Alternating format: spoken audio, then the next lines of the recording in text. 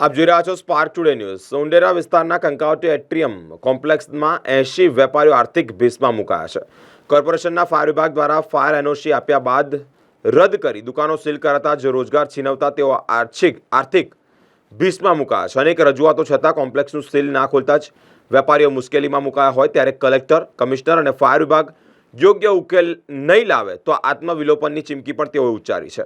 80 વેપારીઓને ન્યાય નહીં મળે તો 400 પરિવારજનો સાથે આત્મવિલોપનની જ્યારે ચીમકી ઉચ્ચારવામાં આવી હોય ત્યારે વર્ષ જાન્યુઆરી 2001થી જ ફાયર એનઓસી રદ કરી કોમ્પ્લેક્સ સીલ કરી દેવાયું હતું। વેપારીઓએ કહ્યું કે કાયદાની ગૂંચવણ ઊભી કરી અમારી દુકાનો અને કોમ્પ્લેક્સો સીલ કરી દેવામાં આવી છે। સ્થાનિક કોર્પોરેટર, ધારાસભ્યો, સાંસદ અને અધિકારીઓને રજૂઆત કરી છતાં કોઈ યોગ્ય નિરાકરણ નથી આવ્યું।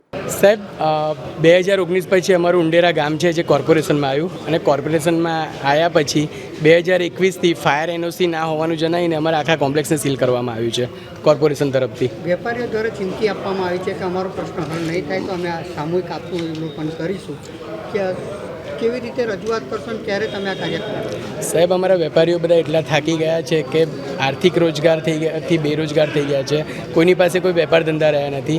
છેલ્લા 2 વર્ષથી કોર્પોરેશન છે, કોર્ટ છે, બધી જ જગ્યાએ બનતા બધા તમામ પ્રયત્નો કર્યા।